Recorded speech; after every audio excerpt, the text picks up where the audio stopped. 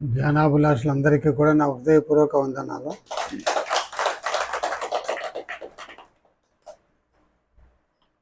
సౌరన్నని మీరు ఎట్లా ధ్యానంలోకి వచ్చినారో చెప్పమన్నాడు. నా జీవితంలో నలుగురు గురువులు ఉన్నారు. నేను డిగ్రీ అయిపోతేనే అక్కడ మాకు అనంతపురం అవతల యూనివర్సిటీ అవతల ఒక 14 ఎకరాలు పొలం ఉన్నది. ఆ పొలం చూసుకోవడానికి డిగ్రీ అయిపోతేనే అక్కడ వెళ్ళినాను. అక్కడ అదే మా మేనత్త ఇచ్చింది, అది మా అమ్మకు. ఆమె ఈ సత్సంగం ఒకటి ఏర్పరిచింది, నారాయణ రెడ్డి అని గురువు. ఆ సత్సంగాన్ని పిలిచినప్పుడు నన్ను కూడా పిలిచింది. నేను పోయి కూర్చున్నాను. తెల్లారులు కూడా భజన సత్సంగ కార్యక్రమాలు కూడా జరిగినాయి. అంతసేపు అంతసేపు కూర్చోలేదు, అట్లే కూర్చున్నాను. పొద్దున్న రాత్రి 10 గంటల నుంచి ఉదయం 6 గంటల దాకా కూర్చున్నాను. మరి తోటలోకి వచ్చినాను, రోడ్ సైడ్ ఉండే తోట, ఇంకా తోటలోకి వచ్చినాను. ఆయన నాన్నరెడ్డి తాత అక్కడికి వచ్చిన తర్వాత నన్ను చూసి నాకు ఆయన ఉపదేశం చెప్పలేదు, ఊరిని చెప్పినాడు. నువ్వు పండుకున్నప్పుడు శ్వాస మీద గమనం పెట్టు, లేదా చెవి మీద గమనం పెట్టు. మనం ఇట్లా పండుకుంటాం కదా, దిండుకి ఇట్లా అనిచుకొని చెవులో శబ్దం వినపడుతుంది మనకి, దాన్ని ప్రాణఘోష అంటారు. ఈ పెట్టు, నీకు అద్భుతమైనటువంటి ఫలితాలు వస్తాయన్నాడు. అప్పుడు నాకు ఇంకా ఉద్యోగం లేదు, చదువుకున్నాను, తోటలో ఇంకా వ్యవసాయం చేసేది, వాటిపైన గమనం లేకపోయింది. ఆయన ఛాయాపురుష లక్షణాలు చెప్పినాడు. మృత్యువు దగ్గరకు వచ్చిన నీళ్ళు ఎలాంటి మార్పులు వస్తాయని కూడా అప్పుడు చెప్పినాడు ఆయన. అవన్నీ అప్పుడు గుర్తులేవు. అప్పుడు తర్వాత అది జరిగేది దగ్గర ఎప్పుడంటే 67, 1967లో. మీ అందరూ కొద్దిమంది పిల్లలు పుట్టినరేమో అప్పటికి, ఇంకా మీరు 1967లో 1967లో జరిగింది. తర్వాత నాకు 1972లో ఉద్యోగం వచ్చింది. అక్కడ కళ్యాణ్ కనేకల్ దగ్గర క్రాసింగ్ దగ్గర పూలచెర్ల అనే గ్రామంలో వర్క్ చేస్తూ ఉన్నాను. అప్పుడు నాకు ఒక నాతో పాటు టీచర్లు పనిచేస్తుండే తిప్పేసామని. ఒకసారి ఏమైందంటే మా మిస్సెస్కి బేదలు అవుతూ ఉన్నాయి. మేమిద్దరే ఉండేది అక్కడ, ఇంకెవరు తెలిసిన వాళ్ళు ఎవరు లేరు, ఇంక టీచర్లే తెలిసిండేది. కాబట్టి ఆయన ఏం చెప్పినాడంటే, అంటే మందులన్నీ అయిపోయినాయి, ఏదన్నా తిని బేదికి వచ్చేస్తున్నాం, తట్టుకోలేకపోయింది. అప్పుడు ఏం జరిగిందంటే, ఇట్లా అంజనప్పని అనకనాళ్ళలో ఉన్నాడు, అంటే అక్కడ బెళగుప్ప దగ్గర అనకనాలు ఉంది, ఆడున్నాడు, అతని దగ్గర పోదాం సార్, ఆయన చూస్తాడు అని. ఏం సార్, ఏమన్నా డాక్టరా లేకపోతే ఆర్ఎంపీనా అని నన్ను అన్నాడు. లేదు సార్, మంచి గొప్ప ధ్యాన, చాలా అనుభవాలు ఉన్నాయి ఆయనకు, ఆయన దగ్గర పోదామన్నాడు. మేమిద్దరూ పోయినాం. ఆయన స్కూల్లో టీచరే. అక్కడ పోయిన తర్వాత నేను ఎవరో వస్తారనుకుంటే తిప్పేస్వామి మీరైనా వచ్చింది అన్నాడు. ఆయన కూర్చున్నాడు ఇంట్లోన, చిన్నదే ఇల్లు, ఇట్లా చిన్నది ఇల్లు, కూర్చున్నాడు. పోతేనే ఆ మాట అన్నాడు. వెంటనే సారు మల్లికార్జున సార్ అయినా మా స్కూల్లో సైన్స్ టీచర్గా పనిచేస్తాడు, ఆయన మిస్సెస్ ఇట్లా అయింది, మీరు వస్తే బాగుంటుంది అని అన్నాడు. అంటే సరేలే అన్నాడు. ఆ రోజు రాత్రి ఆడే పండుకుంటాం, మీకు వచ్చి కన్వీనియన్స్ లేదు అక్కడ. ఇంకా పొద్దున్నే బయలుదేరి వచ్చినప్పుడు వస్తా ఉంటేనే ఇంట్లో ఈమెకు తగ్గిపోతూ ఉంది. అక్కడ బయలుదేరినాము, ఇక్కడికి ఇంటికి ఆ ఊరికి వచ్చేదానికి కంప్లీట్గా ఏమి లేవు, బేదల్లో ఏమి లేవు. ఆయన వచ్చి ఏమ్మా అట్లా ఇట్లా అని కూర్చొని తర్వాత అడిగిన తర్వాత ఆమె ఎప్పుడు కూడా ఎలకలే పండుకుంటుంది. ఇప్పుడు ఏమంటే ఇప్పుడు వయసు అయింది, పక్క ఒడ్డుకొని పండుకుంటుంది. కానీ దాదాపు చాలా సంవత్సరాలు, పెళ్ళైనా కూడా దాదాపు 20-30 సంవత్సరాల పైనే. ఇప్పుడు పెళ్ళై 50 సంవత్సరాలు దాటిపోయింది ఆమెకి, కానీ అట్లే పండుకుంటుంది ఆమె. అప్పుడు ఆమె చెప్పాడు, అమ్మా నువ్వు ఆ విధంగా పండుకోవడం వల్ల నీ శ్వాస వచ్చేసి లోపలికి ప్రయాణం చేస్తుంది. అది ఆ ప్రయాణం చేయడం వల్ల ఆ ఎనర్జీని తట్టుకోలేక నీకు ఈ బీదలు వస్తున్నాయి అని చెప్పాను. చెప్పిన తర్వాత ఏం చేసినాడంటే, ఏది తినగా నాకు బేర్లు అయితే సార్ అంటే ఆయనే అన్నం కలిపి ముద్ద తీసుకొని కొంచెం ధ్యానం చేసి చేతికి ఇచ్చాడు, తిను అని. తినింది. తర్వాత నీళ్లు తాగమని నీళ్ళు వేసుకొని కొంచెం ధ్యానమనే చెప్పుకోవాలి మనం ఇప్పుడు అన్నంలో చూసుకొని ఇచ్చా, తాగేసా. ఆమెకు తగ్గిపోయా. అట్లా ఆయన పరిచయం అయిన తర్వాత ఆయన ఏం చెప్పిందంటే, అప్పటికు నాకు భక్తికి ఏం పెద్ద, నేను భక్తుడు కాదు, నేను ఇంటి శివుడు భక్తుడు, అంటే మా ఇంటి దేవుడు శివుడు. అట్లాంటి శివాలయాన్ని పోయేవాడిని డిగ్రీ చదివేటప్పుడు. ఇంకా బయటకు వచ్చిన తర్వాత కూడా పల్లెల్లో యా దేవుళ్ళు ఉంటారు, ఎక్కడ పోతాం, పోం కదా ఎక్కడికి. మా మిస్సెస్ మాత్రం కొంచెం భక్తి అటు ఇటు ఉండేది, ఆమె పూజ గీజ అన్నీ చేసుకుంటుండేది. అప్పుడు ఆయన అన్నాడు, ఆయన అనేక విషయాలు చెప్పాడు. ఒకరోజు ఇట్లా సాయంత్రం 8 గంటల కాడ కూర్చున్నాము, 18 గంటలు కంటిన్యూస్గా మాట్లాడినాడు ఆయన, 18 అవర్స్ సార్. మరి ఆయన అవుతాడితే ఏం చెప్పినాడు సార్ నాకు గుర్తులేదు, నాకు కూడా గుర్తులేదు అంటాడు ఆయన. ఆయన మీరు కూర్చున్నారు, నేను చెప్తున్నాను, నేనేం చెప్పినానో నాకే తెలియదు, మీరేం విన్నారో నాకు తెలియదు. 18 అవర్స్ కూర్చున్నాడంటే మరి లెక్క 18 గంటలు కూర్చొని చెప్పినాడు ఆయన. స్థూల శరీరం బాగా భద్రంగా ఉంటాడు ఆయన, అంటే 18 గంటలు చెప్పాడు ఈ విషయాల గురించే. అప్పుడు ఏమేమైందంటే, మరి మేము ఎట్లా మార్గాన్ని పోవాలంటే, ఆయన సరేనమ్మా మీరు కూడా అది కూడా చూడండి, ప్రతిసారి మొదలు పెట్టినప్పుడే నేను కూడా మొదలు పెట్టినానేమో. 1975 మే నెలలో బుద్ధ పౌర్ణమి రోజే ఆయన మాకు ఇనిషియేషన్ ఇచ్చారు. అంటే చెప్పినాడు, ఈ సాధన చెప్పినాడు. ఇనిషియేషన్ అంటే జ్ఞానబోధ అంటాం మేము. ఆ రోజు చెప్పినాడు. నాకిన తర్వాత మా 3 టీచర్లు ఉంటుంది, 6 మంది భార్యలతో కలిసి. ఆ రోజు చెప్పినాడు ఆయన. ఆయన దాదాపు పరిచయమే, దాదాపుగా ఆయన 80 దాదాపు 8 ఏళ్ళ దగ్గర ఉన్నాడు. తర్వాత ఆయన ఇంకా సర్వీస్లో ఉండగానే బాడీ వెకేట్ చేసినాడు. ఆ విధంగా మాకు మొదట ఆ సాధన మొదలైంది. తర్వాత ఏమైంది అంటే, అచ్యుతాశ్రమం ఉంది హంపి దగ్గర, మీరు చూసారా లేదా, ఎవరైనా విన్నారా లేదా, నది అవతల ఉంది, ఆనగొందలో ఉంది. అచ్యుతాశ్రమం పీఠాధిపతి ఉరవకొండలో ఉంటాడు. మాది ఉరవకొండ నేటు. Panchayat office executive officer, panchayat ఆఫీస్కి ఎదురుగానే మా ఇల్లు. అట్లా ఆయన ఎన్నో ముఖ పరిచయాలు ఉన్నాయి. ఆయన అయినా నేను టీచర్ అని అది తెలుసు. ఇంకా ఆయన రోజు నేను చెప్తాను రండి అని అన్నాడు. మేము కూడా ఇంకా తెలుసుకోవాలని కోరిక ఉంది కాబట్టి నేను మా మామ ఇంకో ఆయన కలిసిపోయాను. ఆయన ఇద్దరు కలిసి పోతే ఆయన సాధన చెప్పారు. అది వాళ్ళు కొంచెం తీవ్రమైన సాధన, అది గొరకు పెడతారు క్లియర్గా, అంటే లోపలంతా క్లీన్ అవుతుంది. తర్వాత గురు మధ్యంలో చూస్తూ ధ్యానం చేసి చెప్తారు వాళ్ళు. అది చేయలేకపోయినాం మేము, ఎందుకంటే మాది రోడ్ సైడ్ ఇల్లు, పెద్దది 30 feet 40 feet రోడ్. అది ఆడ గొరక పెడితే బయటకంతా వినపడిపోయింది. ఒకరోజు చేసినాను, ఇంట్లో వాళ్ళు అన్నారు, మీ ఇట్లా పెడితే ఇంట్లో వాళ్ళు అందరూ వస్తారు లోపలికి అని అన్నారు. అంటే నేను ఏం చేసామంటే స్టాప్ చేసి చేయలేదు. తర్వాత నాకు దాదాపు చెప్పాలంటే నాకు అనుభవాలు చాలా తక్కువ అనుభవాలే, ఏవో జన్మలు కొన్ని తెలిసినాయి.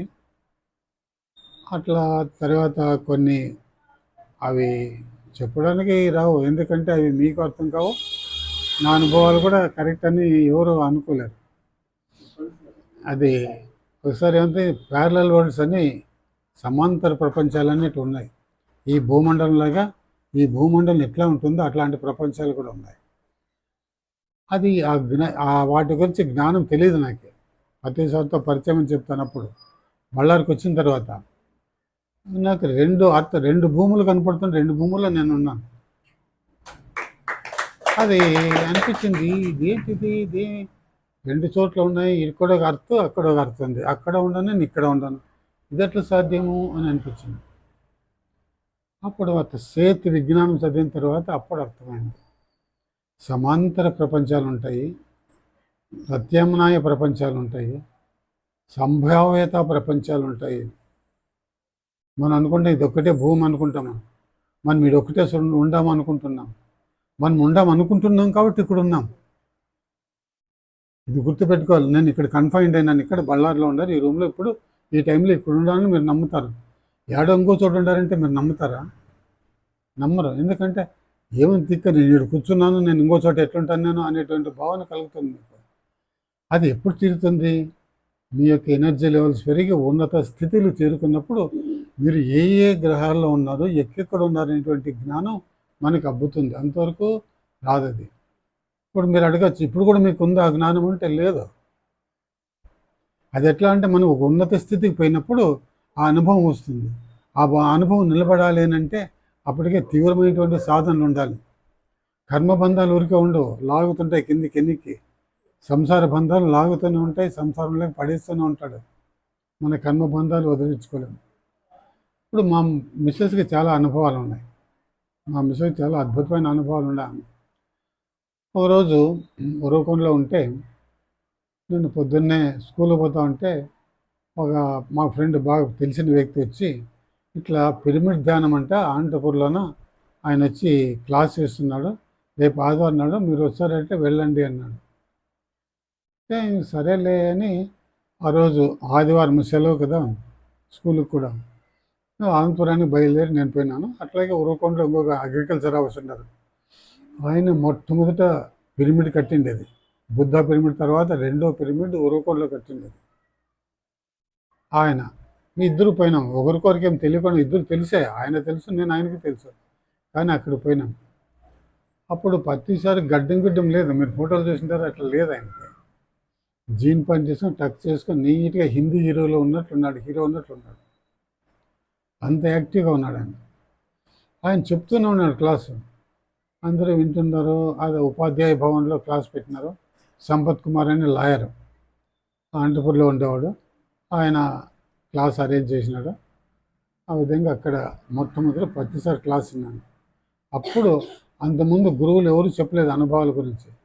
ఆయన మొట్టమొదటిసారి నీకు ఇట్లా అనుభవాలు వస్తాయి, మాకు ఇట్లా అనుభవాలు వచ్చినాయని చెప్పేసి ప్రతిసారి మేడం ముందే కదా, స్వర్ణవల్లిక మేడం, ఆమెతో కూడా చెప్పించి ఆ రోజు ఆమె 7 బాడీ ఎక్స్పీరియన్స్ చెప్పారు. ఆమె వచ్చి పిరమిడ్లో కూర్చోందంట, బుద్ధ పిరమిడ్లో కర్నూలులో. ధ్యానాన్ని కూర్చున్న తర్వాత ఆమె శరీరం నుంచి 7 శరీరాలు బయటకు పోయింది. అవి మరి వచ్చి శరీరంలో చేరడానికి చేత కాలేదు ఆమెకు. అప్పుడు కాశిరెడ్డి నాయన అని అప్పుడు ఉండేవాడు కర్నూలు జిల్లాలో, అది సమాధి అయినాడు. ఆయన చాలా గొప్ప యోగి. వీళ్ళు కూడా సార్ వాళ్ళకు కూడా పరిచయం. అప్పుడు గట్టిగా ఎవరెవరు నాకు సాయం చేయండి అని చెప్పేసి ఈమె మనస్ఫూర్తిగా కోరుకుంది. అప్పుడు ఆయన ఆ పిరమిడ్లోకి వచ్చినాడు. నేను వాకులు తీసుకొని రాలేదు ఆయన, డైరెక్ట్గా వచ్చి కూర్చున్నాడు ముందర. కూర్చొని ఆమెకు ఆ శరీరాలన్నీ కూడా ఒక్కొక్కటి లేపులు పంపించి మరీ బయటికి విడిపించి, అంటే 7 శరీరాలు ఎట్లా రీచ్ చేయాలా, మరి ఎట్లా తీసుకోవాలనేటువంటి జ్ఞానాన్ని బోధించి ఆయన అదృశ్యమైనాడు. ఈ అనుభవాన్ని నాకు చెప్పిస్తారు అందరికీ. కానీ ఆడికి వచ్చిన వాళ్ళందరూ కూడా భక్తులే, ఎవరు నమ్మను. ఇట్లా ఎవరు నమ్ముతారా? 7 శరీరాలు ఉన్నాయంటే నమ్ముతారా మీరు? కనీసం 2 శరీరాలు అంటే మీకు అందరికీ అనుభవం ఉంది. మీకు అందరికీ కళలు వస్తాయి కదా, కనసు. ఆ కళల్లో మీరు ఉంటారు కదా, ఉండరాడా? ఇదేం పండుకుంటారు, ఇక్కడ బెడ్ మీద పండుకుంటారు, శరీరం ఫిజికల్ బాడీ ఇది ఉంటుంది. మరి ఎక్కడో తిరుగుతుంటారు, ఎవరితోనో కలుస్తుంటారు, ఏవో మాట్లాడుతుంటారు, ఇవన్నీ వస్తాయి. అది యాస్ట్రల్ బాడీ అంటే సూక్ష్మ శరీరం, ఇది స్థూల శరీరం. ఈ 2 అనుభవాలు ప్రతి వ్యక్తికి ఉన్నాయి. మిగిలిన 7 శరీరాల అనుభవాలు తక్కువగా ఉంటాయి. ఇట్లాగా ప్రతిసారితో 1993లో పరిచయం అయింది. అది అక్టోబర్ 31. రేపు నెలే, అంటే దగ్గర ఎన్నేళ్ళు అవుతుంది, 31 సంవత్సరాలు పూర్తి అవుతుంది. రేపు నెల అక్టోబర్ 31కి ఆయనతో కలిసినప్పుడు. కలిసినప్పుడు చాలామంది విమర్శిస్తూ వచ్చినారు చూసినప్పుడు. కానీ నాకేం అనిపించలేదు, ఎందుకంటే అంతకుముందే ధ్యానం చేస్తున్న అనుభవాలు ఉన్నాయి కాబట్టి ఏం అనిపించలేదు. తర్వాత ఉరవకొండలో క్లాసు పెట్టించినాడు సారు. ప్రతి మంగళవారం కూడా ఉరవకొండకు వచ్చేవాడు. మరి అట్లా పొద్దున్న ఉరవకొండలో చేస్తే తర్వాత ఈవినింగ్ గుంటికల్కి పోయేవాడు. అనంతపురానికి 1.5 సంవత్సరం వచ్చినాడు ఆయన కర్నూలు నుంచి. తన సొంత ఖర్చులు పెట్టుకొని వచ్చినాడు సార్. కేవలం ముగ్గురు కోసమే వచ్చినాడు. రమణ అనే ఒక పిల్లడు, గుణాకరన్ ఇంజనీరు, సంపత్ కుమార్ అని లాయరు. వీళ్ళు ముగ్గురు కోసమే 1.5 సంవత్సరం తిరిగినాడు ఆయన. ప్రతి వారము కూడా ఆయన దగ్గరికి ఎవరు పోలేరు. మీరు నమ్ముతారు లేదు, ఇది గొప్ప విషయం. మనం అనుకుంటుంటాం ఏమి గురువు దగ్గరికి, మీరు గురువులు ఉన్నారంటే మనం అందరూ పోతుంటాం కదా, అట్లా ఆయన దగ్గర పోలేదు. ఆయన వెతుక్కుంటూ వచ్చినాడు.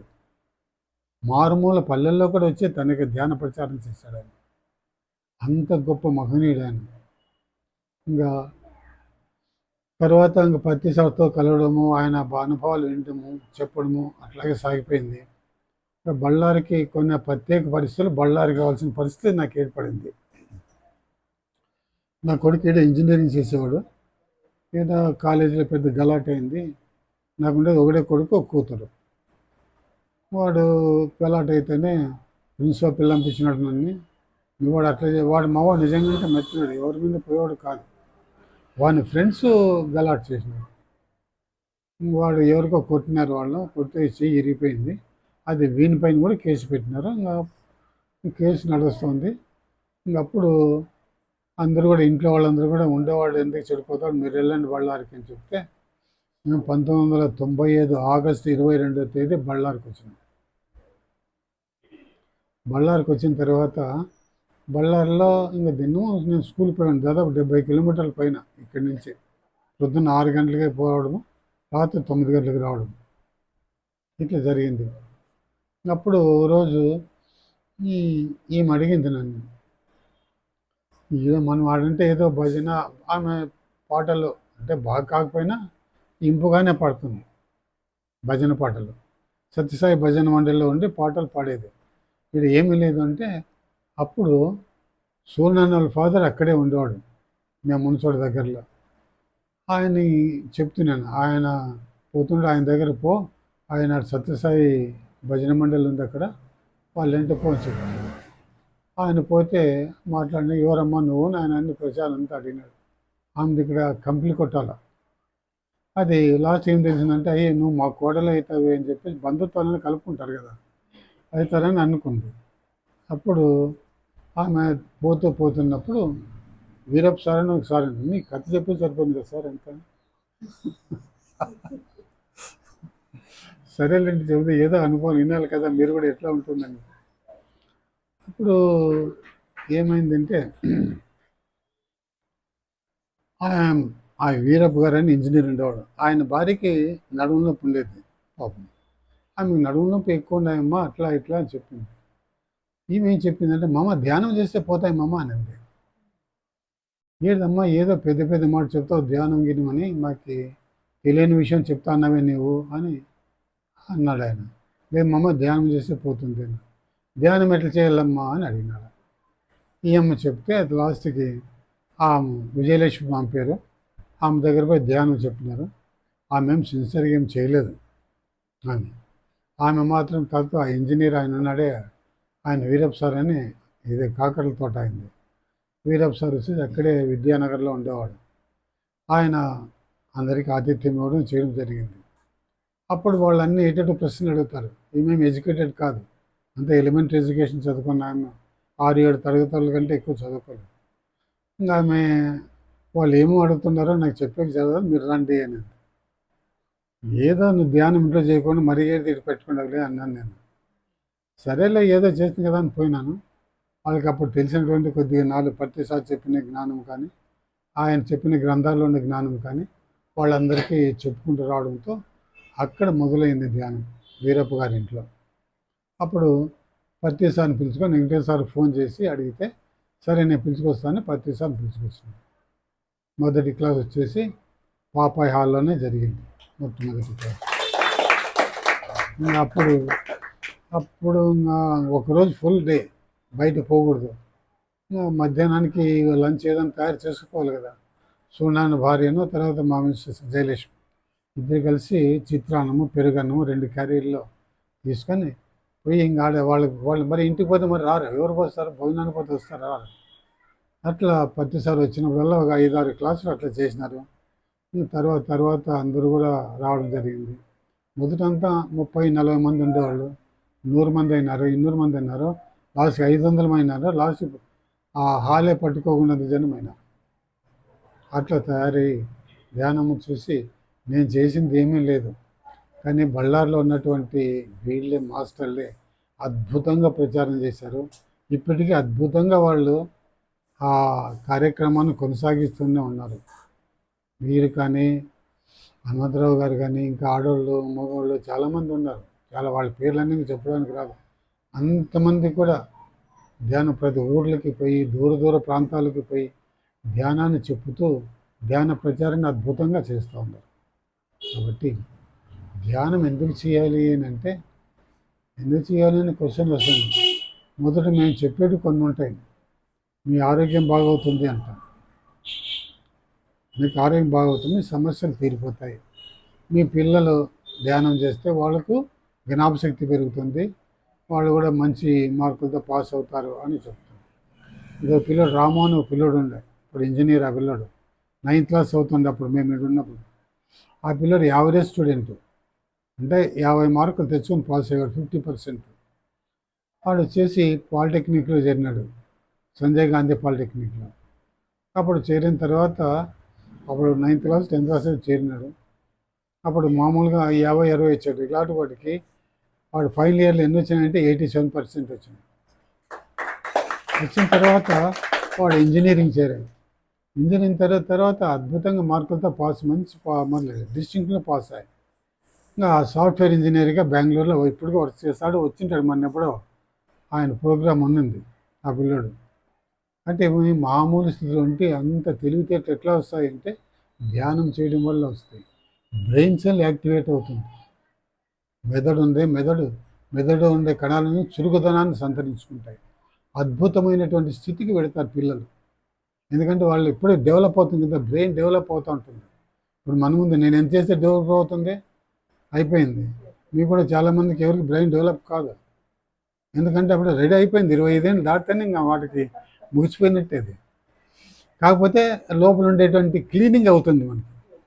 మనకేమవుతుందంటే మనలో, ఎందుకంటే బ్రెయిన్ సెల్లే బాడీని అంతా కంట్రోల్ చేసేది.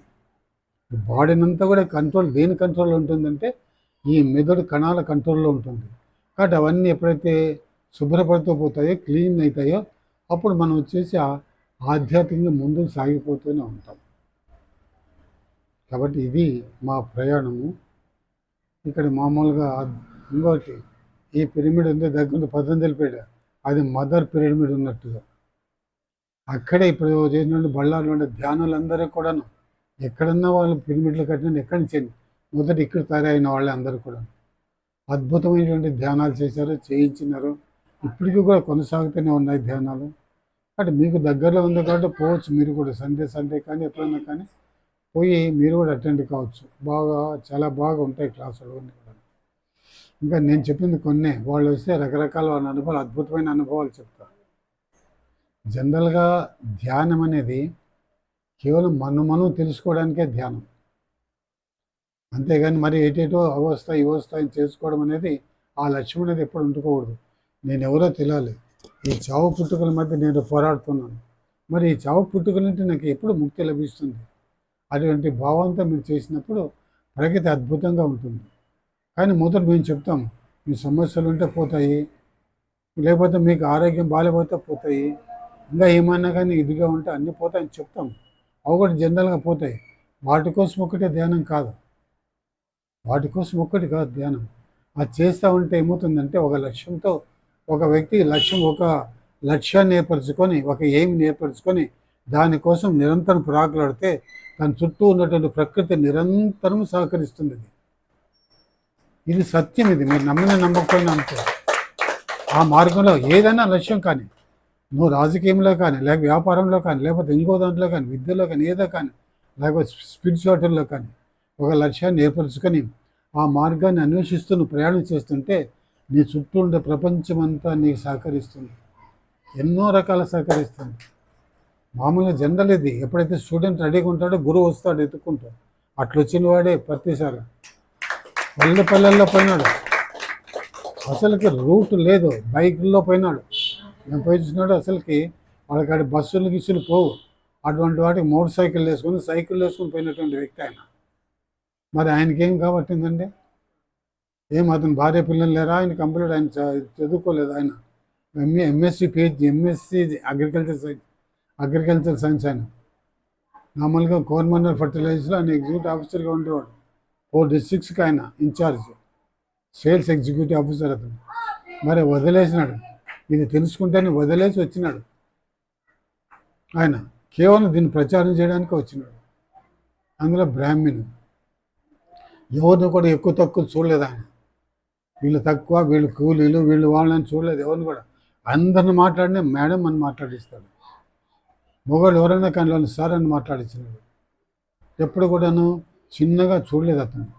అందరూ తనలాగే చూశాడు అతను. అంత గొప్ప వ్యక్తి. కాబట్టి ఇది ఇంకా మీరేమైనా అనుమానాలు ఉంటే ఎప్పుడైనా అడగచ్చు.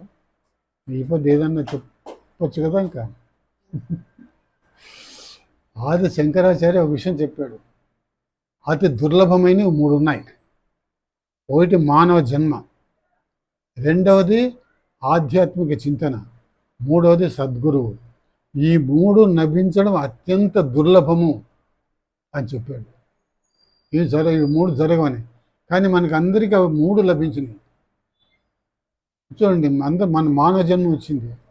ఇది అందరికీ ఉంది, చాలామందికి ఉంది, లేకుండా పోలేదు. బళ్ళారిలో ఎంతమంది ఉన్నారు?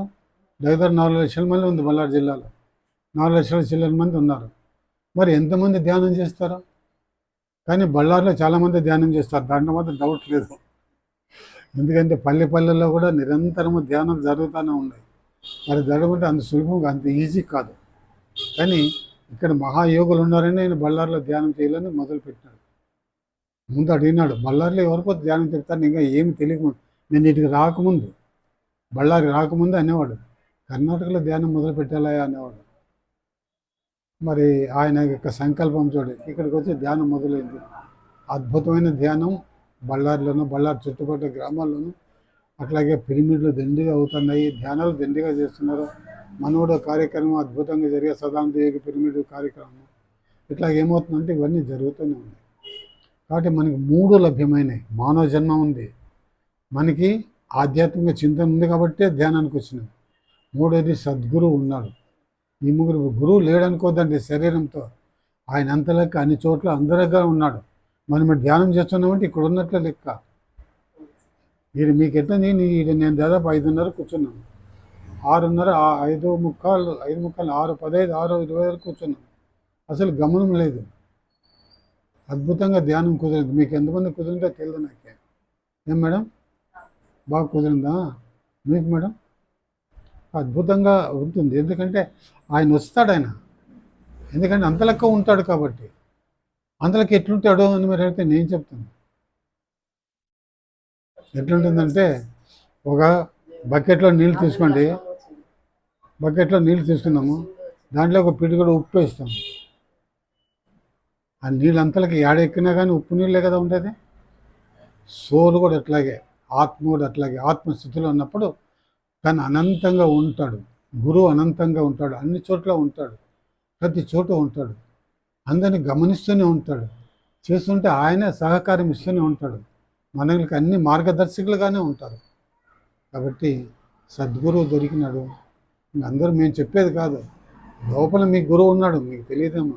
ఆయన సహకార గురువే, మీకు దారి చూపేవాడే. లోపల నిరాకార గురువు అందరిలో కూడా ఉన్నాడు.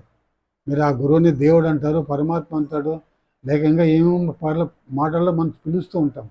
కాబట్టి లోపల ఉన్నాడు అతను. నీకు మార్గదర్శి. ఎప్పుడైతే నువ్వు అక్కడ కనెక్ట్ అవుతావో అప్పుడు అక్కడ వెలుగుతుంది. ఆత్మజ్యోతి నిరంతరం వెలుగుతూ ఉంటుంది. ఇక్కడ హృదయ కమలం ఉంది, 12 దళాలు కలిగి ఉంటుంది. అది స్వర్ణ కమలం. ఆ స్వర్ణ కమలం మధ్యంలో అంగుష్ట ప్రమాణం అంటే బొటన వేలు అంతా లోపల నిరంతరం వెలుగుతూనే ఉంటుంది. ఆ యొక్క జ్యోతి, ఆ జ్యోతే ఆత్మ. అది ఎప్పుడైతే నువ్వు దాంతో కలుస్తావో అప్పుడు అది విశ్వాత్మతో సంబంధాన్ని ఏర్పరచుకుంటుంది. అంతవరకు కూడాను మనం చేయాల్సిందే ధ్యానం. ఎందుకంటే మనం బంధాలు లేవు, బయట ఎదుగుతున్నాం మనం. మీరందరూ దేవాలయాలు పోతారు లేదా, ఇంట్లో పూజలు చేస్తారు లేదా, మనం ముందు చేస్తాం కదా. ఎందుకోసం చేస్తున్నాము? మేము బాగుండాలి, మా పిల్లలు బాగుండాలి, మా కుటుంబం బాగుండాలి అది అనుకుంటుంటాం మనం. కాబట్టి ఏమవుతుంది అంటే, ఎప్పుడైతే అంతర్గతంలో ఉన్నటువంటి గురువుతో ఎప్పుడైతే నువ్వు తెలుసుకుంటావో అక్కడి వెళతావో పాంచభౌతికమైన శరీరాన్ని ఇది ఎప్పుడైనా కానీ మార్పు చెందేదే, ఇది ఎప్పుడైనా వదిలిపెట్టిపోవాల్సిందే. కాబట్టి లోపల ఉన్నటువంటి ఆ చైతన్యాన్ని నువ్వు గుర్తించి అందులో నువ్వు ప్రవేశిస్తావో అప్పుడు నీకు తెలుస్తుంది, ఆ విశ్వ చైతన్యంతో అనుబంధం ఏర్పడుతుంది. అప్పుడు నువ్వేంటే ఈ ప్రపంచం చూసి ఎట్లా ఉంటుందంటే పిల్లలు కదా ఆటలాడుకున్నట్లు ఉంటుంది ప్రపంచం.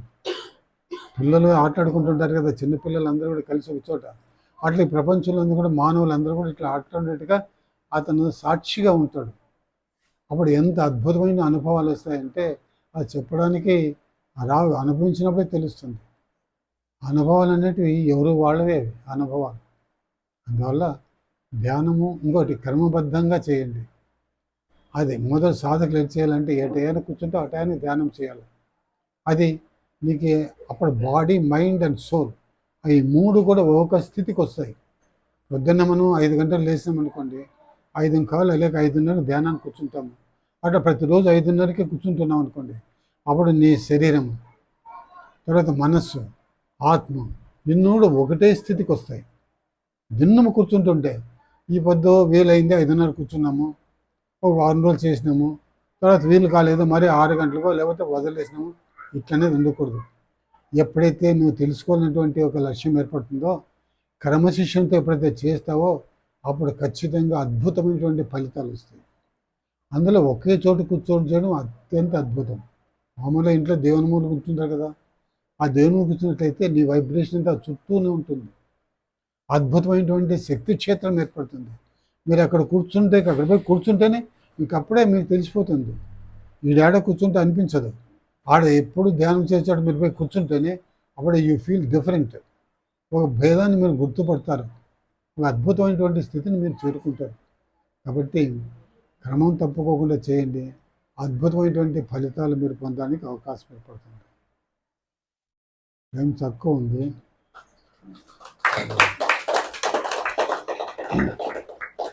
స్థూలంగా చెప్తాను, న్యాయంగా అయితే దాదాపు ఒక 2 గంటలు చెప్పే పాఠము స్థూలంగా ఎంత ఉంది, 15 నిమిషాలు ఉంది, చెప్తాను నేను. మనిషికి 5 అంశాలు గుర్తు పెట్టుకోవాలి, వాటిని గురించి అధ్యయనం చేయాలి, తెలుసుకోవాలి. ఒకటి శరీరం,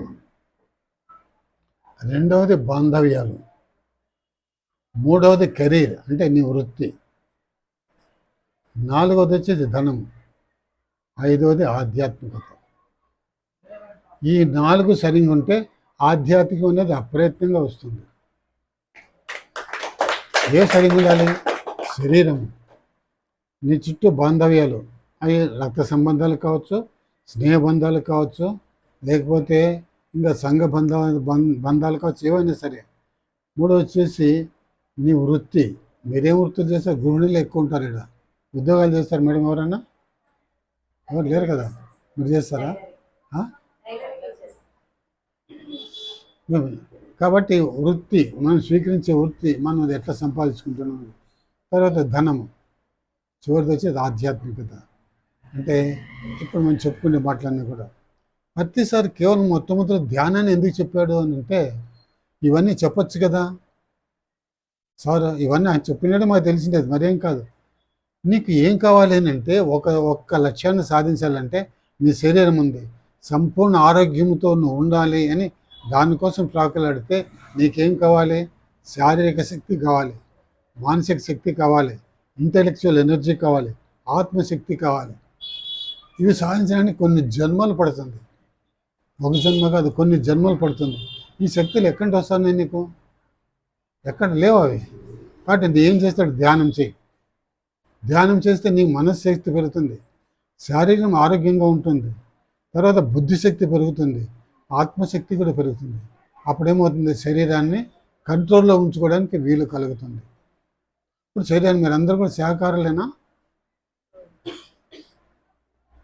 అందరూ కూడా ఎవరైనా మటన్ నాన్ వెజ్ తినేవాళ్ళు ఉన్నారా?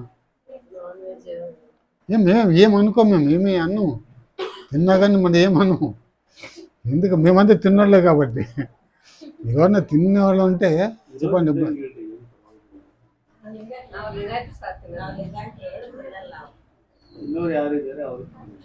అంటే తినేవాళ్ళు ఎవరు ఉంటారో వాళ్ళని అడిగితే అంతే, ఏం లేదు. కాబట్టి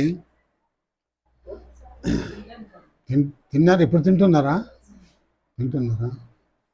ఎప్పుడవుతారు అది బయట మిమ్మల్ని కక్కేస్తారు. అట్లనే కాదు, అట్టు కాదు మేడం.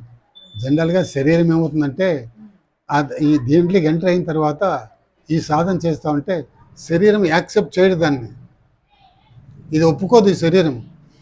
ఆ నాన్ వెజ్ తీసుకోవద్దంటే ఇది ఒప్పుకోదు ఇది. అందువల్ల ఏమవుతుంది అంటే నీకే లోపల వికారాలు పుడుతుంటాయి.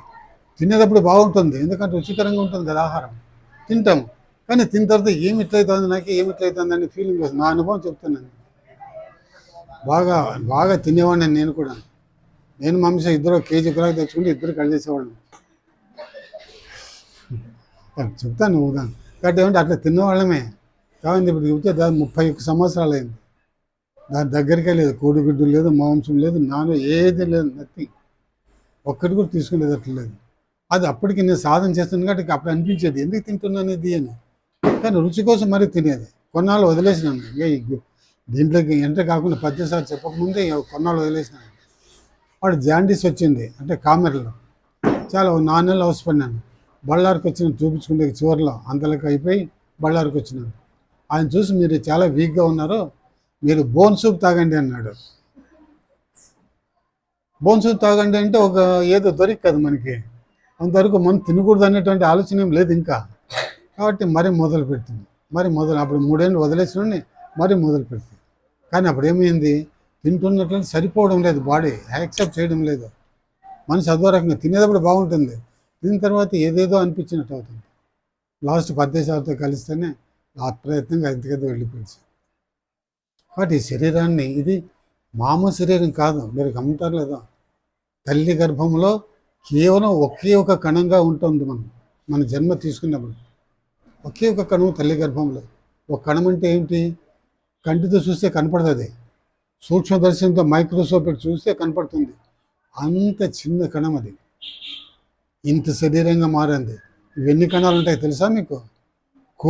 కోట్ల కణాలు ఉంటాయి ఈ శరీరం. ఇన్ని కోట్ల కణాలు ఏర్పడుతూ అనేక కణాలు, ఒక్కొక్క పని నిర్వర్తిస్తాయి శరీరంలో.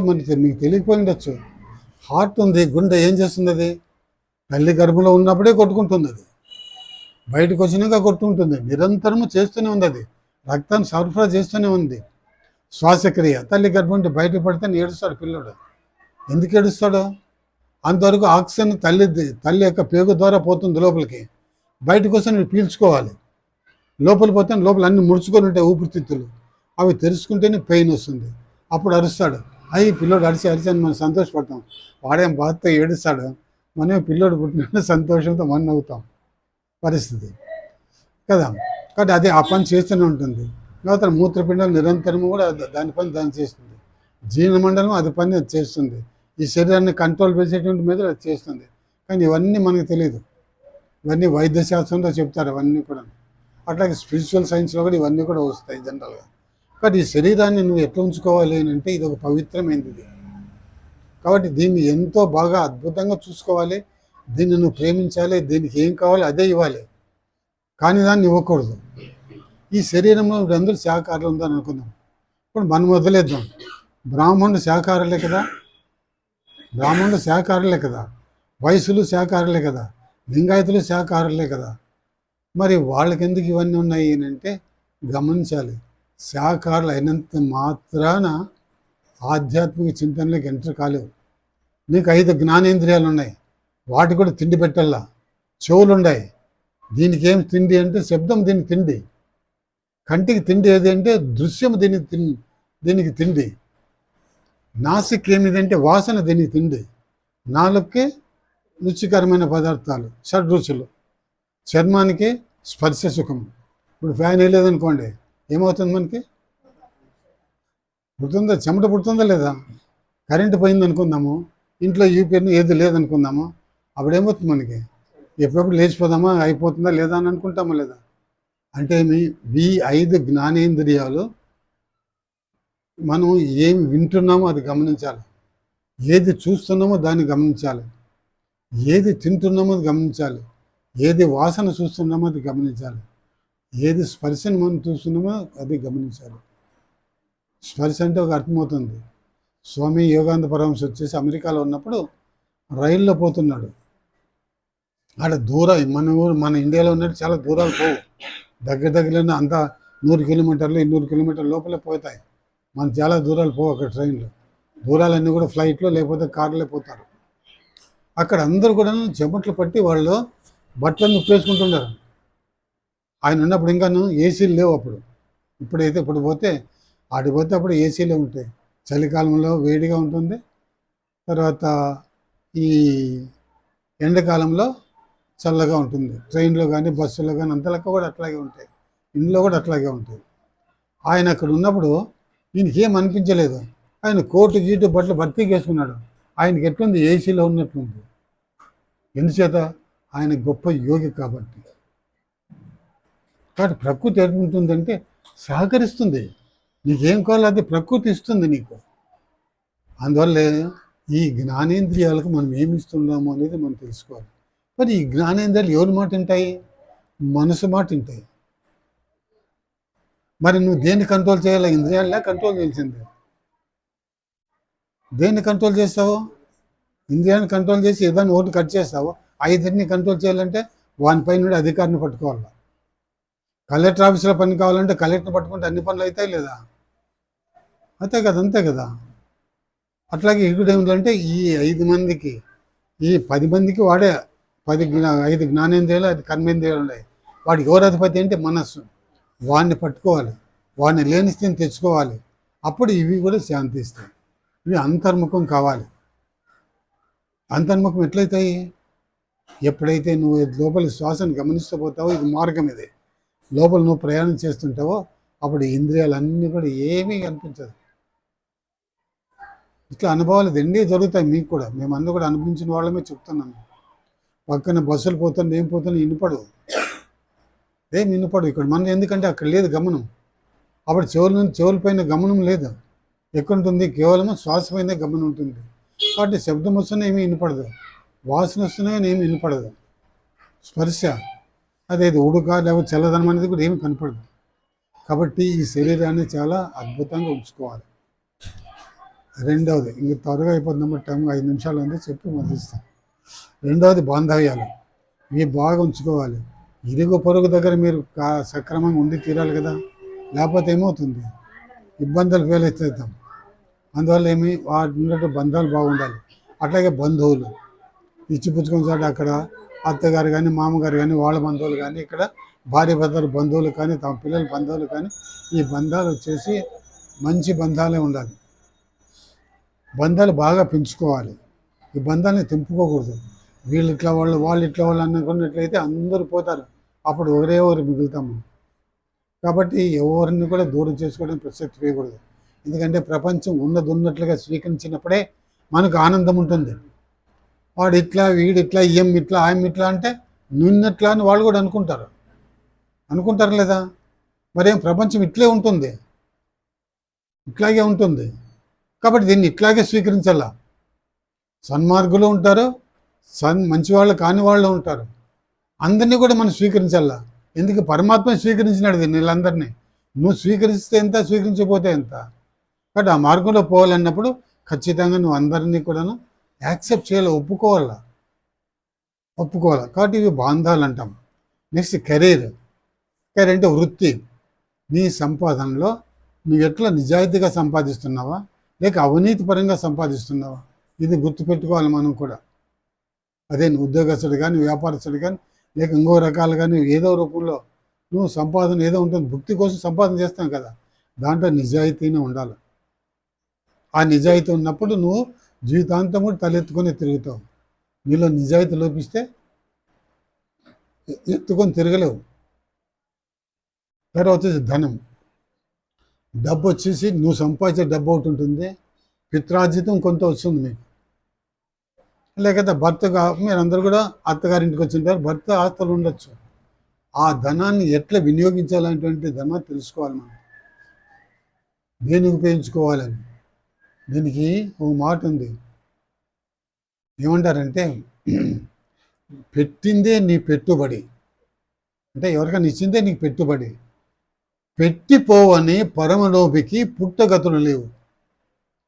ఎవరికి ఏమి ఇవ్వకుండా పోయినాడు అనుకో, ఇది ఇవ్వడం అంటే ఇక్కడ ధనం ఒకటే అని కాదు అర్థం. ఇక్కడ నీకు ధనం ఉందనేది ఒకటే కాదు, నీలో ఏమైతే స్పెషాలిటీస్ ఉన్నాయో అవన్నీ ఇతరులకి ఇవ్వాలి. మీరు బాగా వంట చేస్తారు అనుకోండి, పక్కింటి వాళ్ళు ఏదో ఫంక్షన్ పెట్టుకుంటారు, కొద్దిగా లిమిటెడ్గా చేసుకుంటున్నారు, అప్పుడు మీరు పోయి చేయొచ్చు కదా అక్కడ. అంటే నేను డబ్బులు పెడుతున్నావా? లేదు కదా, నీ శ్రమే. లేక చదువుకున్న పిల్లలు ఉంటారు, చిన్న పిల్లలు ఉంటారు, వాళ్ళు ట్యూషన్ చెప్పడం తప్పేం కాదు కదా, ఫ్రీగా చెప్పడం అనేది అది కూడా అదే. అలాగే మీరు తెలివైన వాళ్ళు, అవతలకి వాళ్ళకి తెలివి తక్కువ ఉంటుంది, ఇబ్బందులు పడుతున్నారు, నీ యొక్క తెలివితేటలతో వాళ్ళకి సన్మార్గం చూపించవచ్చు కదా. అట్లాగే ఏదైనా సరే నీలో ఏదైతే ఉందో అది ఇతరులకు సహాయం ఉపయోగించాలి. అప్పుడు ఏమవుతుంది అంటే నీకు ఖచ్చితంగా పెట్టుబడి అవుతుంది, ఎన్నో రకాలుగా ఎనికి తిరిగి వస్తుంది.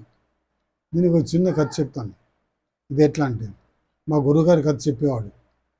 ఒక ఊర్లో అప్పుడు పూర్వకాలంలో పల్లెలు ఉండేది.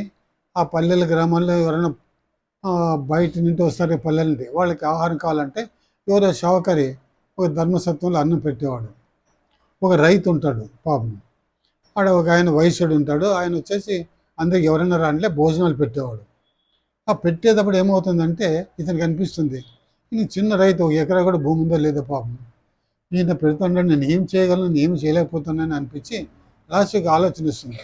వాడికి అరటి తోట ఉంటుంది, ఇది వేస్తుంటే అరటి ఆకులను తీసుకొచ్చి ఆయనకి ఇస్తుంటాడు అంతే.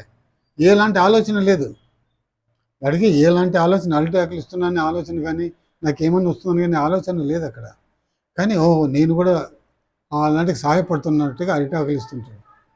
కానీ వాడికి జ్ఞానం ఉంటుంది, వాడికి ఎందుకంటే ఆధ్యాత్మిక చింతున్నప్పుడు ఇలాంటివి చేసేది. అప్పుడు ఏం జరుగుతుంది అంటే వాడు ఆ విధంగా జరిగితే వాడి శరీరాన్ని చాలిస్తాడు, మరి జన్మలో ఒక రాజుగా పుడతాడు. రాజుగా పుట్టినప్పుడు చూడండి అప్పుడు ఏమవుతుంది అంటే వాడేమంటాడంటే, అప్పుడు నేను గజ్జన్మలో అరిటాకులు ఇస్తేనే నాకు ఈ రాజుగా జన్మించినాను కదా, ఇప్పుడు నేను బంగారు అరిటాకులు ఇస్తే ఏం జరుగుతుందని చెప్పేసి అందరికీ వచ్చిన వాళ్ళందరికీ రాజు కాబట్టి ఆయనకేమి డబ్బు కొదవా ఏం కొదవ లేదు కదా, భోజనాలు పెట్టిస్తాడు, అందరికీ బంగారు అరిటాకులు ఇచ్చి ఓ ప్రశ్న అడుగుతాడు, అంతకు ఇంత అయింది, ఇంతకు ఎంత అవుతుంది అని అడుగుతాడు. ఎవరికి తెలియదు కదా పాపం, ఎవరు వచ్చినా కానీ తెలియదు అంటాడు. అప్పుడు సన్యాసి వస్తాడు, వచ్చి ఆయన వచ్చేసి పెడితే ఆయన స్వామిని అడుగు, స్వామి అంతకింత అయింది, ఇంతకి ఎంత అవుతుంది అని అంటే, అంతకింత అయింది అది వాస్తవమే, అప్పుడు నువ్వు చేసినటువంటి ఈ యొక్క సత్కర్మ ఎలాంటి ఆలోచన లేదు నీకు, ఆయన భోజనం చేస్తున్నాడు కాబట్టి నేను ఇస్తాకులు ఇస్తే నాకు బాగుంటుందని ఆలోచన చేసినావు. ఇప్పుడు అట్లా కాదు, నువ్వు బంగారు ఇస్తాకు ఇస్తున్నావు అంటే అది నీ డబ్బా, నువ్వు కష్టపడినావా? లేదు కదా, ప్రజల యొక్క పన్ను కట్టింటే నీ దగ్గర డబ్బు ఉంది, ఆ డబ్బు నీది కదా, నువ్వు కష్టపడి చేసింటే అది సంపాదించి నువ్వు ఇచ్చింటే దాని ఫలితం ఉండేది, కాబట్టి నువ్వు ఇంతేనప్ప అంతే, మరి పెరగదు అంటాడు. అట్లా మనం ఇచ్చింది ఏమవుతుందంటే ఒక గింజ వరి లేక జొన్న ఇత్తనం వేస్తే అది సక్రమంగా పడితే పావు జొన్నలు అయితే ఒక కంకిని అవుతాయి కదా. అట్లాగే భూమాత ఇచ్చినట్టుగా మనం మనస్ఫూర్తిగా సత్కర్మ ఏదో వస్తుందని కాదు, ఇలాంటి సత్కర్మ మనం చేసినట్టయితే అది ఎన్నో రెట్ల వెనక్కి మనకు తిరిగి వస్తుంది. ఇది కాబట్టి ధనాన్ని దాని విలువను తెలిసి మనం ఉపయోగించాలి, దేనికి ఇవ్వాలి దేనికి ఇవ్వకూడదు ఇలాంటివన్నీ ఉంటుంది. యుక్త విచక్షణతోనే దానం చేయాలి, అపాత్ర దానం సరైనది కాదు. మొదట దానం ఇచ్చేది నేర్చుకోవాలి, తర్వాత అపాత్ర దానం మనం ఎవడానికి కావాలంటే ఇస్తాను, వాడు తాగొస్తే మొదట ఇచ్చేది నేర్చుకోవాలి, వాడు ఏం చేసుకుంటే సంబంధం లేదు, తర్వాత తెలుస్తుంది నీకు. కాబట్టి ఏ పాత్ర అపాత్రను ఎరిగి దానం చేయడం నేర్చుకోవాలి. ఇంకా చివరిది వచ్చేసి ఈ 4 సరిగ్గా ఉంటే ఆధ్యాత్మికత అప్రయత్నంగా మీలోకి వస్తుంది, మీరు ఆత్మ ప్రయాణంలో అద్భుతమైనటువంటి ప్రయాణం మీకు సాగుతుంది. కాబట్టి మనం ఈ అంశాలన్నీ డీటెయిల్గా చెప్పాలంటే 1 అవర్ పైన అవుతుంది. ఇంకా సారు మీరు ఎట్లా అంటే ఎట్లా వచ్చినామని చెప్పినాము, సరే 8 ఒక 2 నిమిషాలు ధ్యానం చేసి ముగిస్తాము.